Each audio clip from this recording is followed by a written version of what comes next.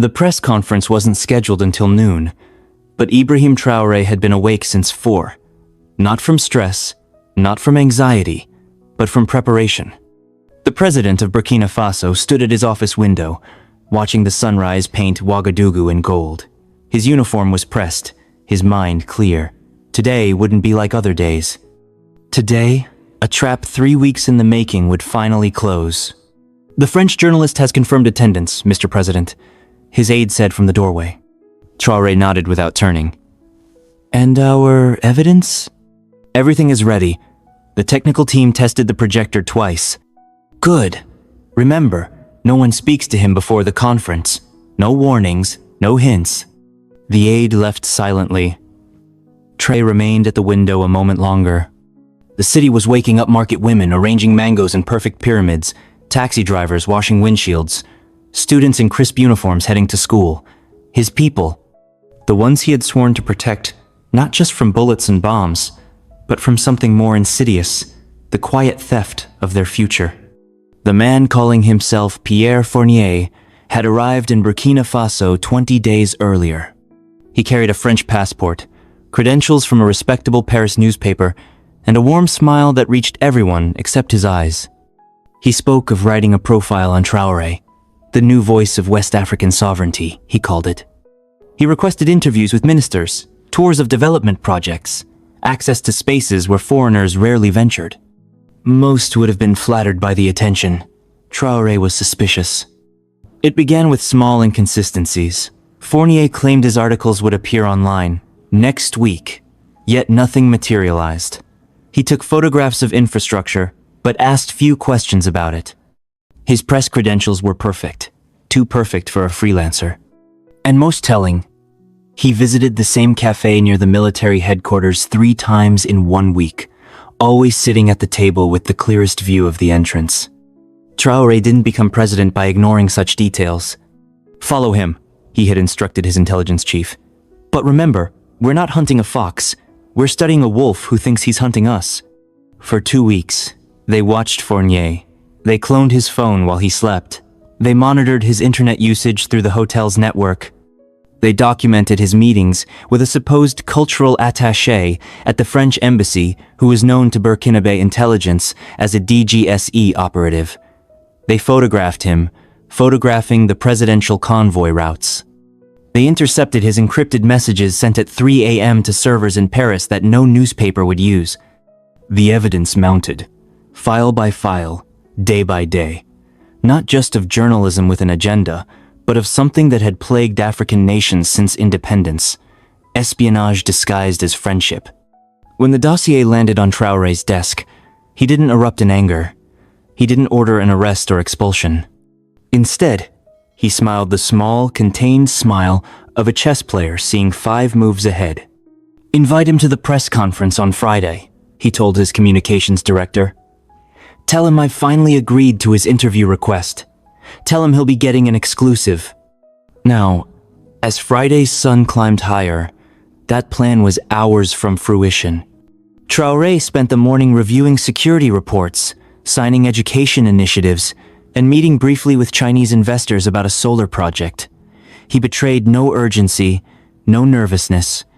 Those who worked closely with him noticed only that he checked his watch more frequently as noon approached. At 11:30, he excused himself to prepare. In a small room adjacent to the press hall, he reviewed the evidence one final time. Photographs, intercepted communications, map locations. He didn't rehearse what he would say. He didn't need to. Truth required no memorization. "They're ready for you, Mr. President," his aide announced. In the press hall, 6 local journalists sat in a semicircle. They had been briefed, only that the president would make an important statement. In the center, looking slightly confused by the intimate setting, sat Pierre Fournier. Handsome, confident, his journalist's notebook open on his lap. He smiled when Traoré entered, standing to offer his hand. "Mr. President, it's an honor. I've been hoping..." Traoré shook his hand firmly. "You've been hoping for many things during your stay in our country, Mr. Fournier. Or should I call you Captain Laurent Dubois of French military intelligence?" The room froze. Fournier's smile faltered, then reassembled itself. I'm sorry. There must be some mistake. No mistake, Traoré continued calmly, gesturing to an aide who activated a projector. Please, sit down. Since you've been so interested in learning about Burkina Faso, perhaps it's time we share what we've learned about you. On the screen appeared a photograph. Fournier standing outside military barracks in Bobo Dioulasso, his camera angled not at the building's architecture but at the guard rotation schedules posted near the gate. Interesting angle for a cultural profile, Traoré observed. The picture changed to show Fournier's laptop screen, photographed through his hotel window, displaying a detailed map of government security checkpoints. This doesn't I can explain, Fournier began, his complexion paling. Please do, Traoré said, his voice level. Explain why a journalist needs satellite imagery of our uranium deposits with transport routes marked in red.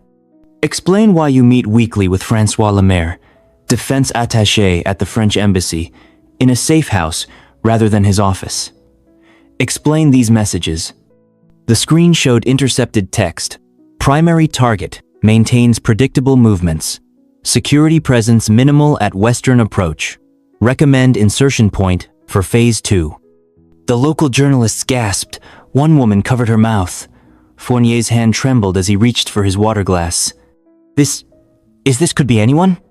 It's from your encrypted phone, sent on Tuesday at 2:17 a.m. to a DGSE server in Paris, Traoré said. We have 15 similar communications. Would you like me to continue? Fournier's face had turned to stone. The friendly journalist was gone. In his place sat a man calculating exits, options, diplomatic immunity claims. Traoré didn't raise his voice. He didn't need to. We've allowed this charade to continue for 3 weeks, not from ignorance, but from choice. We wanted to understand the full scope of your operation, who you contacted, what you sought, who sent you. He turned to the local journalists, whose pens had stopped moving, transfixed by the unfolding scene. This man came to our country with a simple cover story, to profile a young African president standing up to foreign influence. The irony would be amusing if it weren't so predictable. He thought we would be flattered by European attention. He thought we would open our doors without question. He thought, perhaps, that we lack the capacity to distinguish between a journalist's curiosity and a spy's calculation. Traoré looked back at Fournier, whose eyes now darted between the door and the evidence still displaying on screen. This is how they have always seen us, as children playing at governance, as resources to be mapped and extracted, as strategic interests to be monitored and manipulated, never as equals, never as sovereign. Fournier finally spoke, his voice clipped. I am a French citizen. I have rights under international law. I demand to speak with my embassy. Traoré smiled slightly. Of course, your rights will be respected, unlike our rights, which you violated since arriving. But first, I have a question for you, one professional to another. He leaned forward. Did they tell you we'd be watching? Or did they still believe we're too simple to notice? The silence that followed was deafening. Fournier's mouth opened, then closed.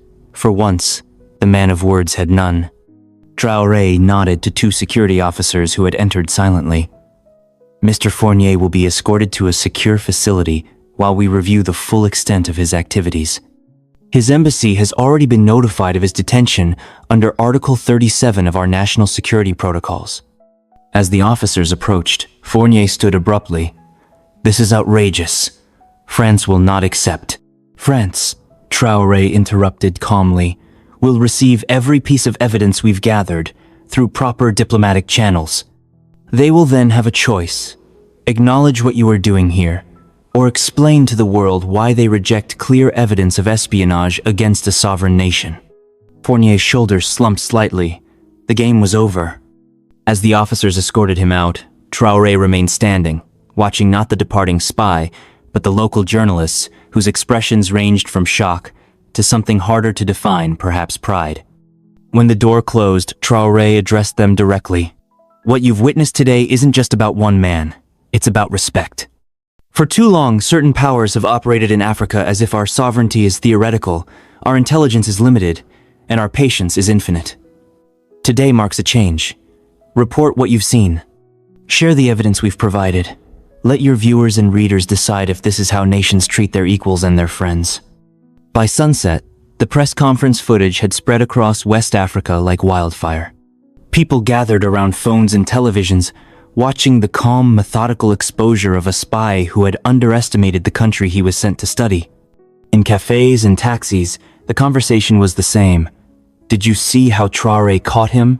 Did you see how he didn't even raise his voice? A woman selling plantains at a market in Koudagou told her customers, "For years they've been watching us. Now we're watching them." In Paris, the response was cold and bureaucratic.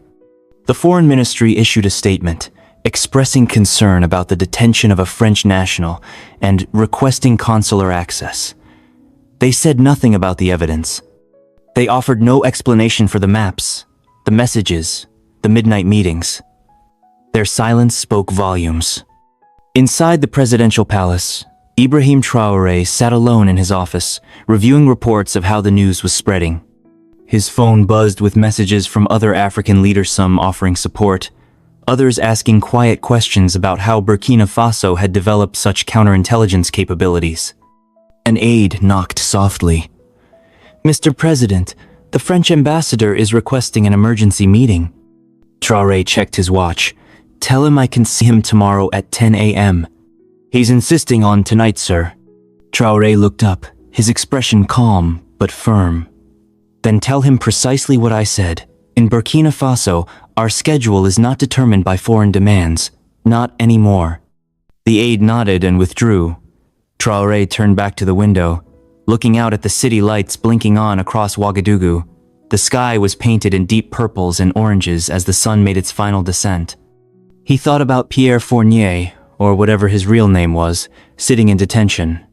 The man had come hunting secrets, but had become one himself, a living testament to the old ways that were slowly, finally, changing.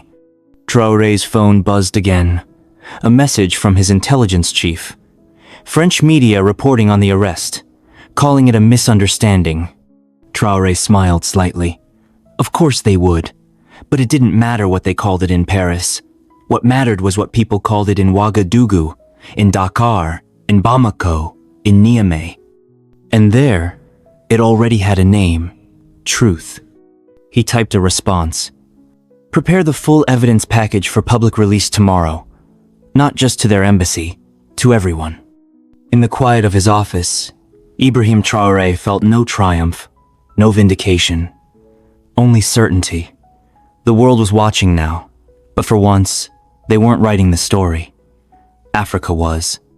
And as the last light faded from the sky, he knew that by morning, the news would have reached every corner of the continent.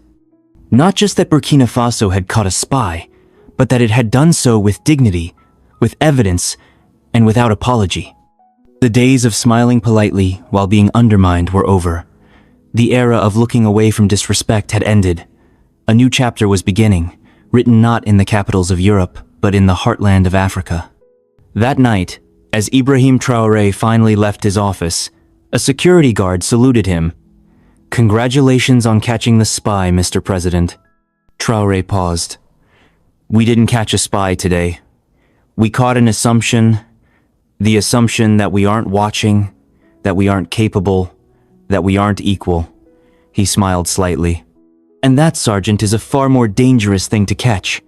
The guard nodded slowly, understanding. As Traoré's convoy drove through the city streets toward his residence, people recognized the presidential vehicles and spontaneously applauded. News had traveled fast. Pride was traveling faster. By morning, the video would be everywhere. By noon, it would be a statement. By nightfall, it would be a movement.